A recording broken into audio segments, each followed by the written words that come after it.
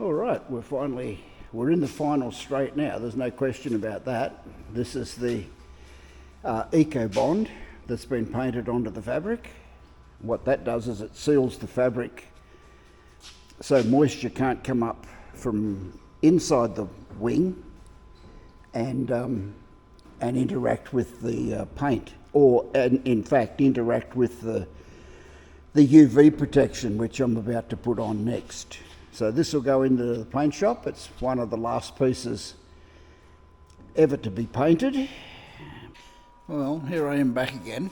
The painting, the final wing painting is still progressing. Here it is here in the Bunnings Aerospace paint shop. It has the Eco Prime, the white stuff, on there now. I painted it this morning. It'll be dry. It's going to require a fair bit of sanding, and I'll do that maybe tomorrow. Depends how hot it's going to be. Probably really hot. Today was fairly hot, maybe, I don't know, 30, 35, 36, something like that. Which is fairly hot to be working inside this little tent. But anyhow, that's where I am.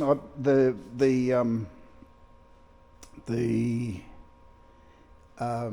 UV protection was painted on this yesterday. I didn't actually record that, but the grey colour is already on underneath this white colour. And I'll sand this, and then the actual final colour can go on. So that's where we're at with regards the final wing. All right, this is what I've been working on today. This is the elevator push rod. These are the elevators, if you can see them here. That's the push rod that runs up to the control column to make the elevators go up and down.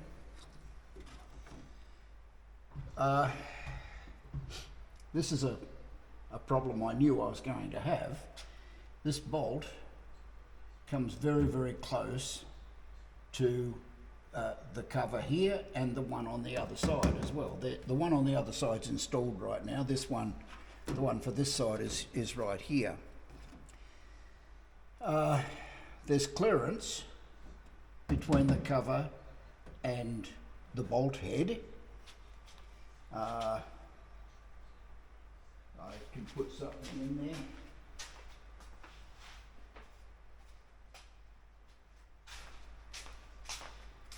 Just one of my lens cleaners. We can fit that over between the bolt and the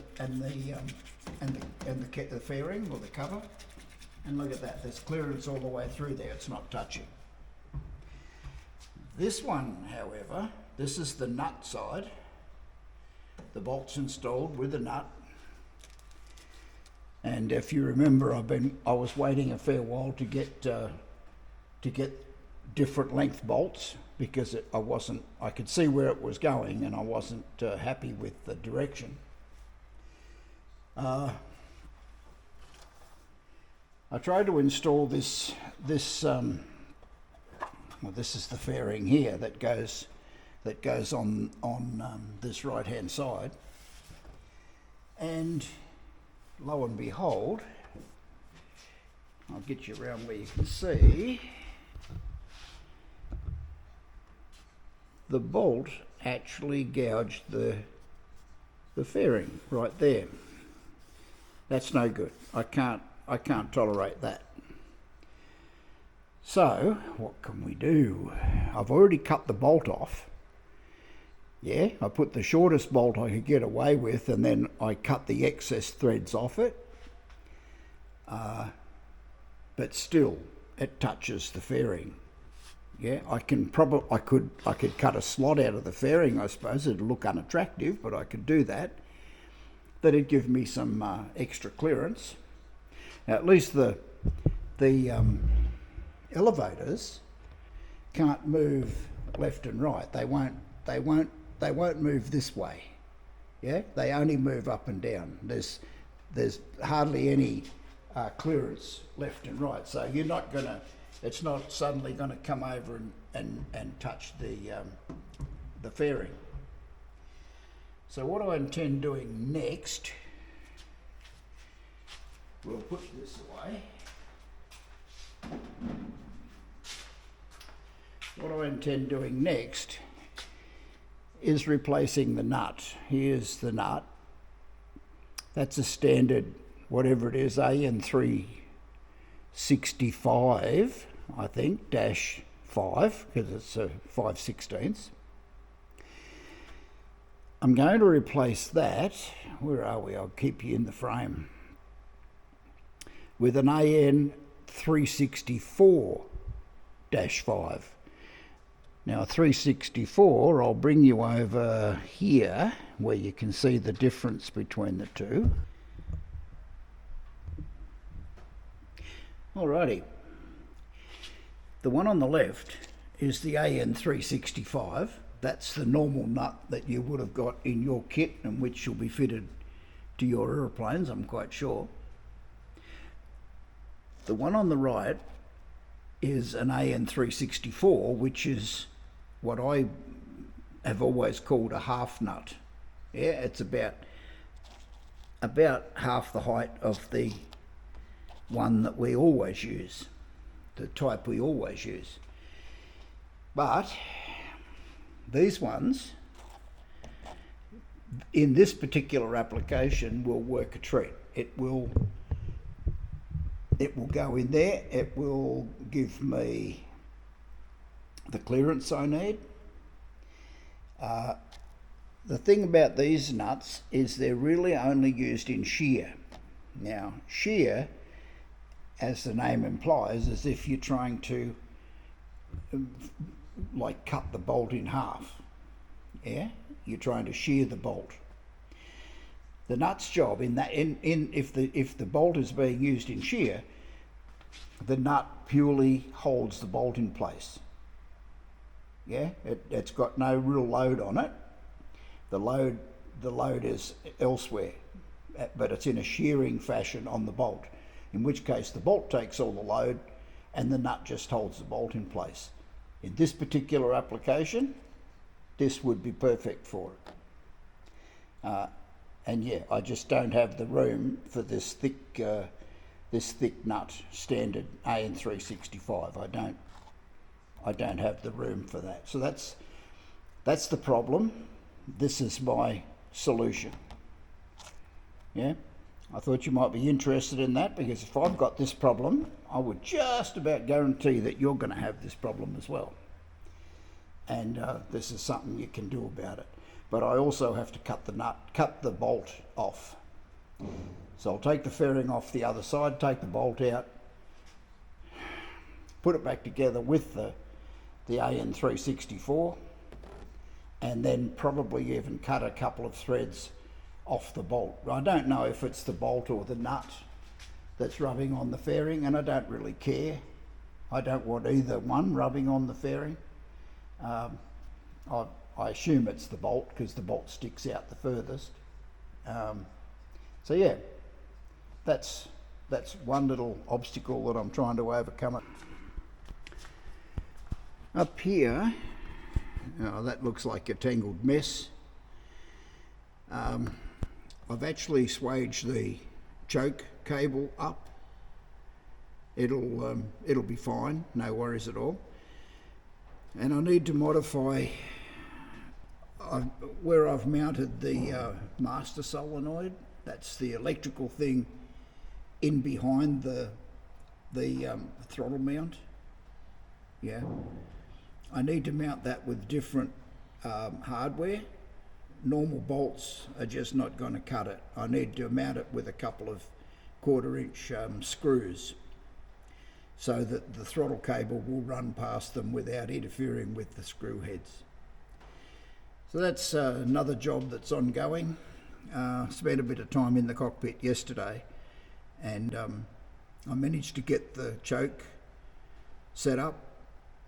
I'm not over happy with the swaging tool that I'm using. I actually wound up using my swaging tool for electrical fittings, which there's my actual swaging tool, for the proper swaging tool for swaging cables. But try swinging that around in the cockpit. Yeah, good luck with that. So, you know, I switched to this thing, which is purely for crimping the ends onto electrical cables. But it's working. I'm fairly happy with the way it's come up. I have another tool, swaging tool. I wasn't over happy about how the outcome of that. I think this tool provides a much better swage. And all I've done is I've swaged. I can't even show you, I don't think, but I've swaged. I've put 2 swages on. No, you can't see it. It's all back together. Well, except for that mess there, which is the throttle. That's going to be the throttle cable. It's only half done right now. So yeah, I used two copper swages to be sure, belt and braces. Yeah, so that's where we are. Nothing else we need to catch up on. That wing is essentially it's ready for the wingtip, and the wingtip, like I said a couple of videos ago, I painted the wingtips. I obviously wasn't in the right frame of mind when I did it. It wasn't the right time of day, and they look horrible. So I've got to redo the wingtips. But that's okay. I'll wait till I get that wing out of the paint shop and then hook into the wingtips. Well, here's a bit of a catch up on my elevator push rod to elevator horn bolt. I've cut it off, and it's still got a couple of threads sticking out.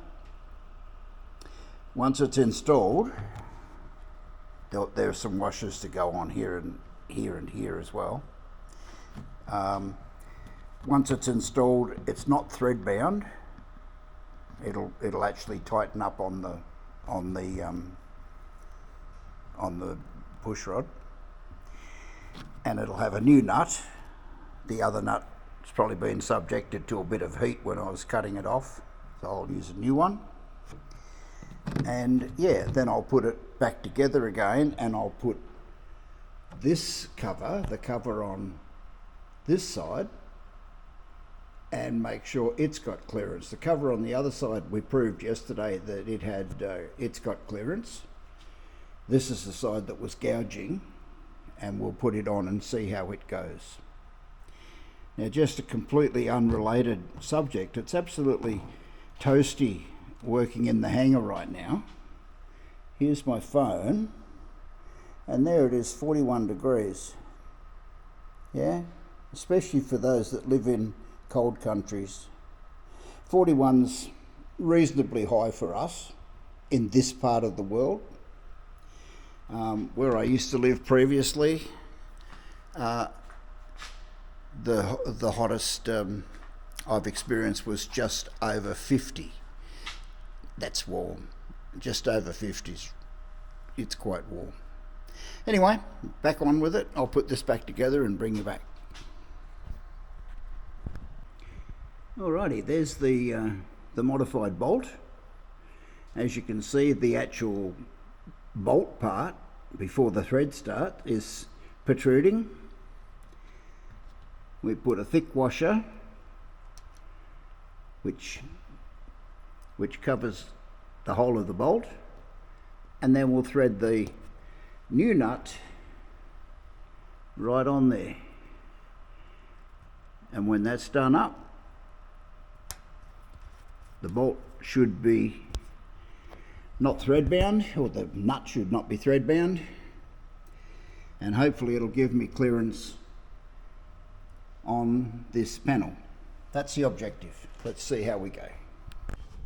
Well, here we go. We'll catch up with the few things that we were missing before. These two panels, that one and this one, have both been installed.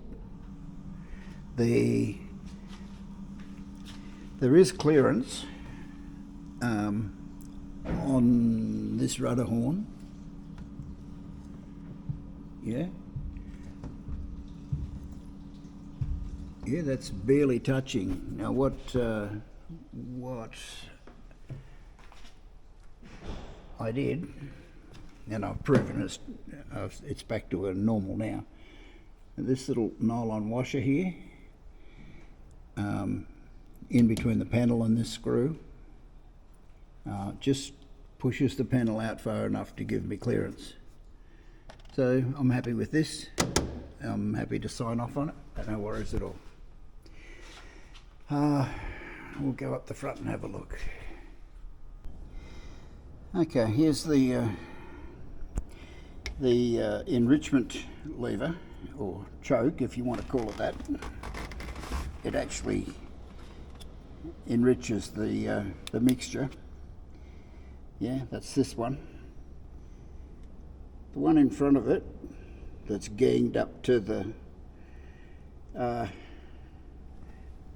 other lever up the front there for the front seat pilot.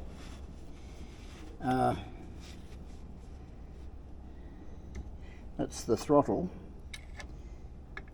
I've actually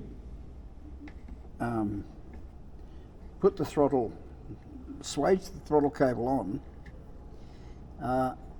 but it doesn't reach full throttle. That's full throttle there, but there's still a little bit more movement in the cable yet. Well, I can adjust that. I can adjust that out on the firewall. The firewall is an adjustment for it. The enrichment lever only moves that much, doesn't move very far, and all I have to do with that is, this is a normal stainless steel shackle. That shackle will, I'll drill a hole in it and I'll safety wire it on. Even though it's, it's really the enrichment lever, and once the engine's going you don't need it at all. I don't want things flopping around getting in the way of things I do need later on, like the throttle. Come back here, this is the trim. I'll probably get criticism for having all three levers, in the same place. This is how the Renegade is in Peru, and I don't get a problem with it at all. It's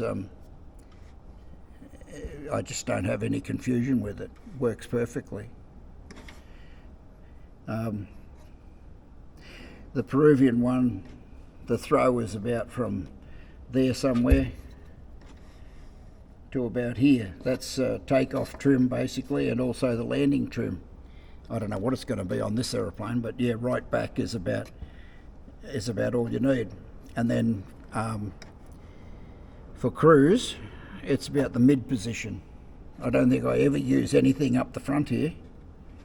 The nose down part, I just don't go there. There's no need for it.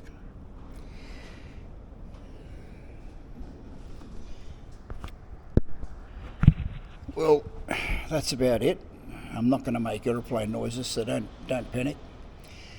I think we might wrap this up here. It's been a stinker of a day. It's quite hot. It's over 40 degrees, and once it gets over 40, that's about 112 Fahrenheit, 115 Fahrenheit, something like that. It's fairly uncomfortable. This hangar's not too bad. The other hangar that I have been working in all day, it gets much hotter. It's got a lower ceiling than this one. But anyway, that's my good fortune, I suppose. My next job, I'm waiting for a couple of bits to turn up. We'll have a look at that while we're here. There's a bolt missing underneath there.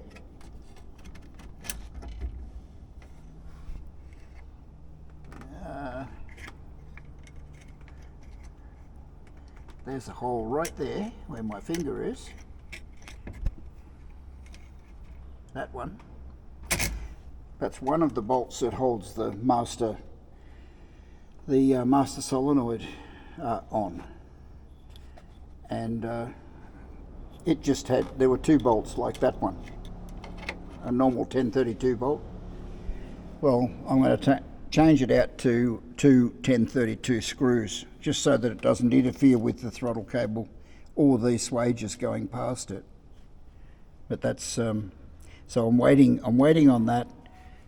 I will drill this shackle and lock wire it, and then I'll move forward and start back in the engine bay again. But anyway, that's where we are. The weather's hot and horrible and windy. It's probably, I don't know, more than 30 knots, probably 40 knots.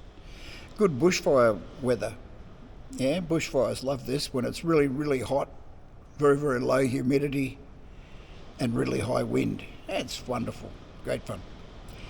But we haven't had any call outs yet, so that's a good thing.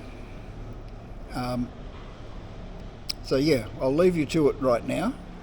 I'll get myself set up here properly. There we go, set in the middle of the aeroplane. Perfect. Try and get your feet off the ground if you can. You know the rules. I